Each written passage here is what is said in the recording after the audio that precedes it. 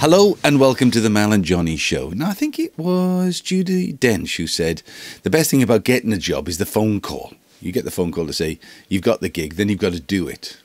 And then sometimes you lose it, Johnny Tudor. I've been thinking about losing a gig this week. Not that I've got one in particular I'm losing, but I'm thinking like Dominic Raab. One minute he's a minister of state, the next minute he's catching a bus. He's lost his gig. Lost his gig. A guy called Tucker Carlson. I'm not sure if you've ever heard of Tucker Carlson. Oh, the one in America, yeah.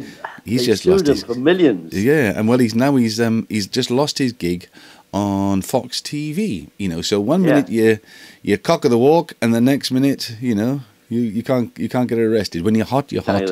When you're not, you're not. So I was just trying to think now. Then, Johnny, has that ever happened to you? It hasn't actually happened, but it's nearly happened. Right. And I'll tell you why. I don't know. I probably told you about when I did a musical in the West End. Yeah. Yeah, lovely. Which one? You've done a couple. You've done a couple. Yeah, but this one was called Cindy. It was at the Fortune Theatre. Yeah. In Covent Garden. And anyway, my music publisher at the time was Kasner Music, and they were the record company as well, President Records. Mm-hmm. Right? And they brought a show over from Broadway called Cindy, which was the Jewish version of Cinderella. And Cinderella was called Cindy Cruella.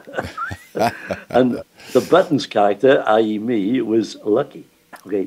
Anyway, long story short, we always open out of town, you know, to hone it in first. So the first couple of weeks we rehearsed in Southend, the Palace Theatre.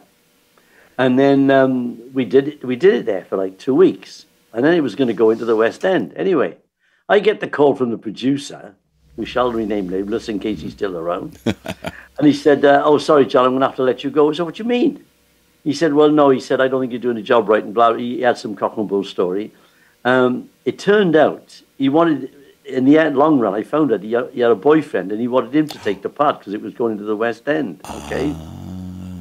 But at the time, I didn't realise it. So I ring my agent. I said, what's going on? I said, I'm going to get hold of equity. You can't just do this. Dump me. I've done nothing wrong, right? So, long story short, then I got hold of the music publisher. He said, I'll sort him out. He said, well, music, he can't just do this to you. Okay. Anyway, in the end, this guy wouldn't do it. Because what had happened, I'd choreographed all the dance routines with the girl. Yeah. And he couldn't dance. Couldn't dance. So he couldn't do it anyway. But the upshot of this was, the opening night, my tap routine and song and dance, I got a standing ovation. So I thought, have that, you. Yeah. Well, I could have been sacked, if he'd have had his way. But this bloke was a crazy bloke. He used to always audition you without your shirt on. Oh, right. Yeah, take your shirt off. I mean, you know, I don't know what that's got to do with it. Wow. But we know now why. We have an idea why. You know, that's one of my near escape, that was. Yeah. And have you ever been double booked? You get there and you're not booked there at all. Oh, no, it's not. Oh, happened. yeah, I've had agents book me into somewhere. I get there, and sorry, you're not on here tonight. What do you mean I'm not on here? I've been booked. No, it's Di Jones is on tonight. You're not on here. Oh, no. And, of course, they've double booked, haven't they? Because what I was thinking was, I mean, I obviously I've worked on radio programs for many, many years, or TV programs. And you know, when you're on it, and when you're the person who's in charge of the program, I mean, you know, you can't take a holiday. You can't, you know, you can hardly pop to the loo because you're essential. The world will stop. And then exactly. I remember the first time it happened to me, because you don't see it coming, do you? It's like you never see the bullet that takes you. They say you never hear it. Yeah. You just got to, you know, Mal, can we have a quick chat? Yeah. We're going to make some changes, and you know, the show's coming off in a couple of weeks' time. You go, what?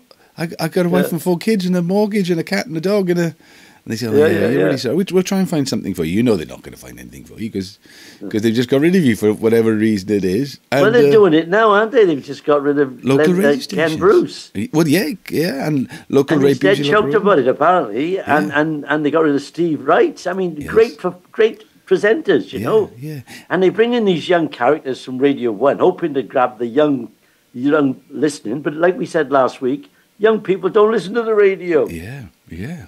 And it's funny, you know, once you've you know, when you've got your own TV show or your own radio program, sometimes when you've got them both, you know, the phone doesn't stop ringing.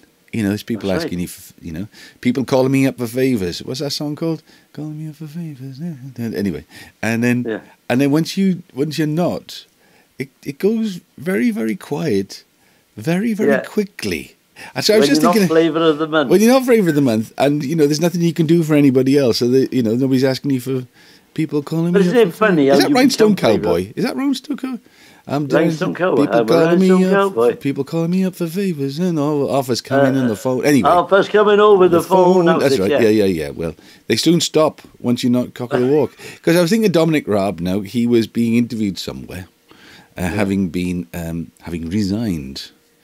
Over not bullying, even though the report apparently said he was bullying, but obviously he questioned all that as is his wont.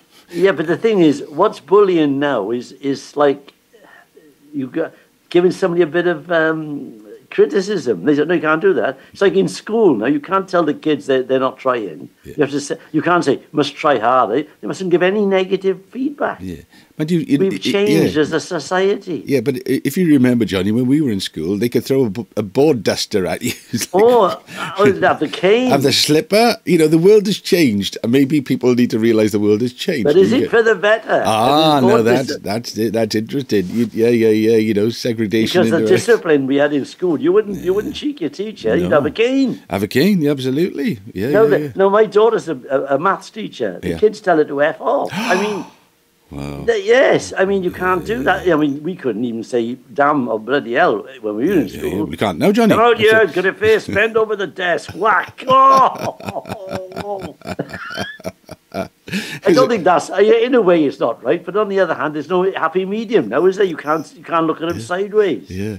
Anyway, but the thing is, you know, like, so obviously he went through all that process in his life, Mr. Dominic Raab, but he turned up at the next TV interview. I think he caught a bus or the underground, you know, because he doesn't have suddenly you don't have a ministerial car, do you? You don't, no, you know, it's right. Like, and you don't have an entourage and a staff. You know, you've gone from hero to zero. You're from the front bench to the back bench, and it must come as a bit of a shock. Well, yeah, I suppose it does. But I mean, that's life, isn't it? I mean, that's life. That's what all the people say. But the thing is, don't you know, talking about flavour of the month, I mean, you've been flavour of the month. You've had radio series, TV series. And when I started first doing TV in Wales, I had 4 series at once going. It was crazy. Yeah. I was with Ryan Davis and Margaret Williams and Ruth Maddock. Yeah. I had another series with Tammy Jones, and I was doing Disc Down. And I mean, it was like daft. I was there catching myself coming back. Yeah. Because at that time, John will do that because they get a flavour, and that's it. They would use them all the time. Yeah, and as we always say in this business, feast or famine. Because you have to say yes to everything, because you know that... Well, do you know? Because it came as a shock to me. The first time it happened to me, it came as a shock because I wasn't expecting it. Now, in subsequent sackings, I am mentally prepared. It's a bit like... Because you're a bit like a football manager, aren't you? You know when you're a football manager, you know the one thing that's going to happen to you is at some stage... You're going to get the sack. You know, it's not going to go on forever.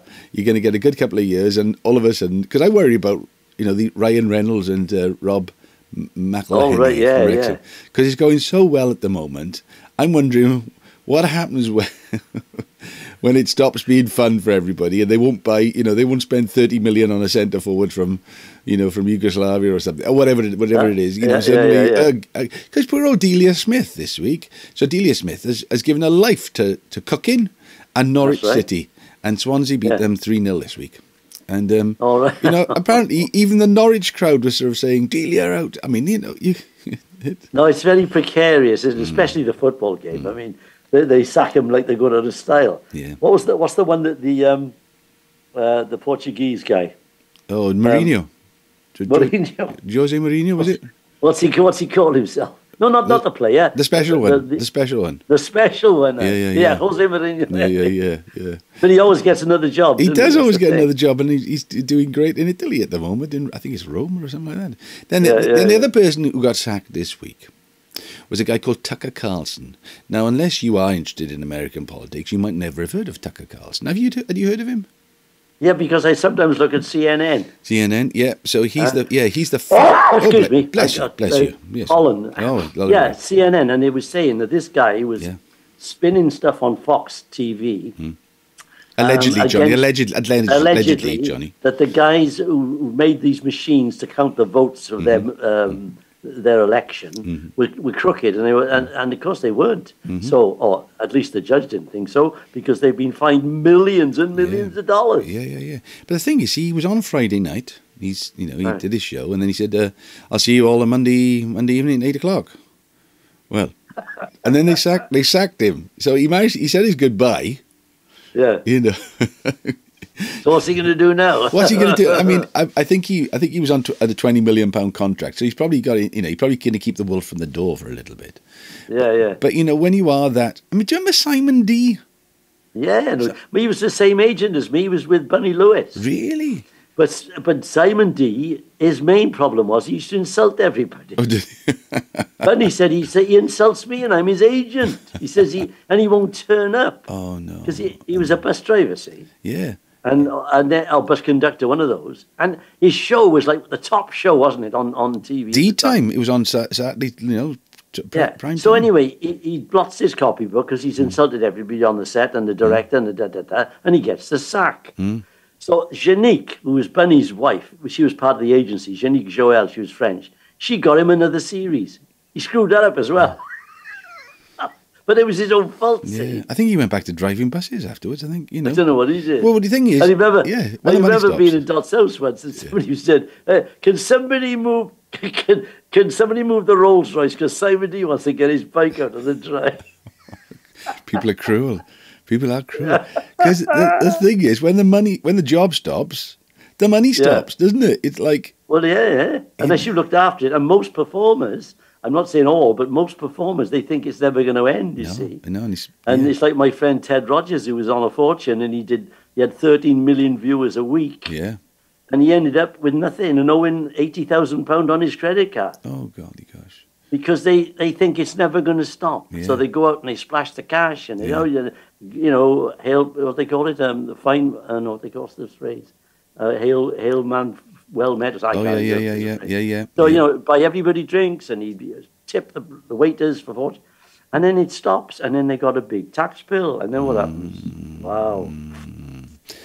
So yeah, just looking to the. I mean, the thing is, prepare for the worst, isn't it? Well, I don't know I've always been a bit, because my parents are both in show business. They said, "Look, John, you've got to look after your money because you never know when you're going to get another job." Yeah. And of course, I was brought up like that. But you take some of these kids that win, the Simon Cowell gig, okay, and all of a sudden they're big stars. They've never had any backing to get there. All of a sudden, they're in this huge. They're big stars. Everybody wants their autograph. And I don't think they know what's hit them, and they don't look after their cash. Tough, I mean, you and I, we've had to graft up. We've done the workman's clubs. Yeah. I've come up the hard way. I've done every club in Rwanda. I've done Gurness. I'm not scared of you.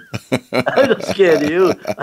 I haven't come here of my own will. No, Somebody sent me. Go on. Somebody said to me, and you don't frighten me. You don't frighten me. Actually, being fair to goodness, I didn't have a bad time in goodness, but I think some people do, like English comedians, they get the right harmony. Yeah. It's like Scotland, right? Talking about people getting sacked. Des O'Connor. Yeah. Okay. They hate English comics in Scotland. It's renowned, okay, especially in Glasgow at the Pavilion. Right. The Pavilion, son. Okay. Aye. So he goes on at the Pavilion, and he's dying of death. Okay. And to get off, he pretends to faint. And they drag him off. And that's a true story. And then who else was it? Mike and Bernie Winters. Yeah. Okay. They're on in the Pavilion, and the one comes on, Mike used to play the clarinet. See? Oh, right. And Bernie was the funny one. So he'd come on first, go, and then Bernie looked around the corner and go, that was somebody from the audience shouts, Christ, there's two of them. I mean, they died on their bum and had to take them off. I mean, some of the pits, oh, God. Yeah. I mean, I expect you had some tough gigs yourself. Oh, like when I first went to London, it's sort of like after university, and I was a singer-songwriter in a world of punks, and even though I was managed by Harvey Goldsmith and had a publishing deal, it was a disaster, So you still got to make a living. As somebody said to me, "Well, you've just got to hustle. You got to hustle." I'm going, all right. So I remember doing a nightclub in Chelsea for a couple of times. It was awful. You just sat at the piano, like the piano man. And nobody's taking a notice. Oh, nobody's taking a notice, and it's like, oh God, I'm dying of death. But it's like you're not supposed to be noticed. You're wallpaper. I was on a club in Liverpool called the Bobbins Club in Garston. Right. It was me and 6 strippers. They didn't want to see me. And then I went up to Lossiemouth. Wait for this one. I'm doing a gig in there. No, where was I? Aberdeen, in a nightclub up there. It was some kind of nightclub, I don't know. And I was okay. Yeah. And they said, I want you to go and do this one up in Lossiemouth to the sailors, up at the naval base. So up I go, and it's me and a stripper. The sailors are not going to like my act. They're waiting for the stripper to come. Oh man! But it's, you suffer this, and you think, why did I do it? Because you had to. Yeah, I do. I always said I'm saving up for artistic integrity. Once I got enough money, I can then. I'm saving up. Do what I like. Yeah, exactly. Well, we sympathise with Dominic Raab back in the bus, and now, what do you honestly think about that? Because we don't know what he said, and we don't know if he was just hypercritical and just lost his cool. Yeah. But I don't know if that constitutes being bullied. I don't know what bullying is. Because these days, you can't say boo to a goose, can you? Well, I think the fact that Mr. Raab had to resign, he probably wouldn't have resigned if he didn't have to resign. Is that a fair way of saying it, Johnny, without being too critical? and to be fair to him, he did say if they came up with it, he would resign. If they said he was a bully, if they came back and said he was a bully, then he'd resign. So he resigned because he said he was a bully, and then he said he wasn't a bully. So I suppose that's right. That's politics, John. That's politics, and that's why me and you sing a couple of songs, do a bit of a tap dance, have a bit of a chat. That's it. What day, baby? Sing a song. What's it? The lovely line from what was it? Burns, George Burns, his greatest line. Yeah. They said, "When are you going to retire, George?" He said, "Never." He said, what other business could you be in where you can sing a few songs, tell a few jokes, and wear the same lipstick as Dolores Del Rio? It's a wonderful line. You got to hand it to him. He knew what he was talking about. All right, but lovely to speak to you as always. And you. Here's to the next gig. Have you got rid of the grandkids yet? Yeah, they come, they go, they come, they go. Yeah. Mine will be at any minute. If school comes out in 5 minutes. Well, the thing is, they descend on me. What about your rehearsals? Because you got the gigs. How's the voice? I got to get him in. I got to get it in before they turn up. Yeah, okay. What I was rehearsing, I rehearse every day with Owen, right. For the Frankie show, which we're doing in 2 weeks' time. Brilliant. And the tickets are going well, by the way. Fantastic. Keeping up. Fantastic. Okay. Good stuff. All right, Johnny, that's at the Royal Festival Hall, Dinners Palace. Royal Festival Hall, yeah. The Crystal Palace. The Crystal Palace, Dinners Palace. Dinners Palace. Brilliant. Okay, and what's the date? What date is it happening? May? The 9th of May. 9th of May. Okay. 2 p.m. Be there or be square. Fantastic. So it's goodbye from Johnny Tudor, and it's goodbye from you. See you soon. Bye. Bye.